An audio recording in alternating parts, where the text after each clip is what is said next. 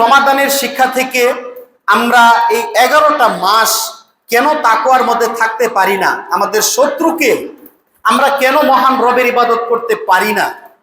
এই যে আমি জুমার নামাজে আসছি, আমি আবার নিয়ত আছে যে আসরের সালাত আমি আদায় করব না, এই যে একটা মনের ধোঁকা, শয়তানের ধোঁকা, এ থেকে আমাদেরকে বাঁচতে হবে। এ সম্পর্কে মহান আল্লাহ তাআলা কুরআনুল কারীমে সূরা বাকারার 208 নম্বর আয়াতের মধ্যে বলেন, ওয়ালা তাত্তাবিউ খুতুওয়াতিশ শাইতান, যে তোমরা শয়তানের পদাঙ্ক অনুসরণ করো না। শয়তান হচ্ছে তোমাদের চরম শত্রু, শয়তান হচ্ছে তোমাদের প্রকাশ্য শত্রু।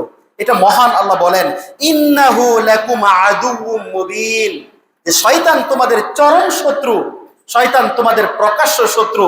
শয়তান তোমাদের ডান দিক থেকে আসবে, শয়তান তোমাদের বাম দিক থেকে আসবে, শয়তান সামনের দিক থেকে আসবে, শয়তান পিছন দিক থেকে আসবে, চতুর্দিক থেকে শয়তান আমাকে আপনাকে পরিবেষ্টন করে রাখবে।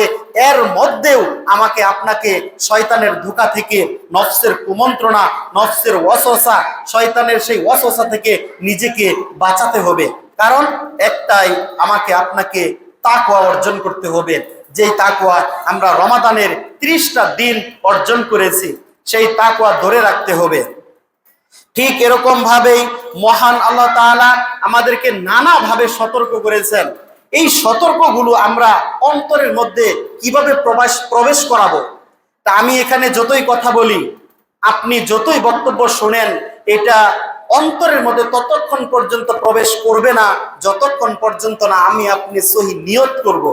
আমি আপনি যদি নিয়ত করি যে আমি আজ থেকে ভালো হব, আজ থেকে ভালো হওয়ার নিয়ত আমি আপনি যদি করি, তাহলে এই কথা আমার অন্তরের মধ্যে প্রবেশ করবে।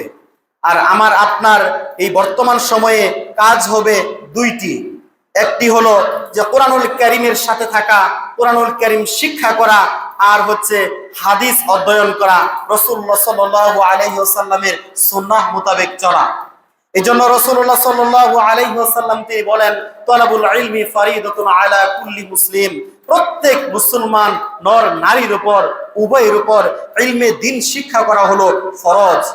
এতটুকু দ্বীন শিক্ষা করা ফরজ, যতটুকু দ্বীন শিক্ষা করলে আমি তাকওয়া অর্জন করতে পারবো। তাকওয়া অর্জন আমি আপনি যদি করতে না পারি, তাহলে মনে রাখতে হবে এই তাকওয়া ছাড়া আমি আপনি কখনো জান্নাতে প্রবেশ করতে পারবো না। এই জন্য জান্নাতে যাওয়ার নিয়ত যদি আমার অন্তরের মধ্যে থাকে, তাহলে রমাদানের শিক্ষা লাআল্লাকুম তাত্তাকুন, যাতে করে তোমরা তাকওয়া অর্জন করতে পারো, এই তাকওয়া আমাকে আপনাকে অর্জন করতে হবে।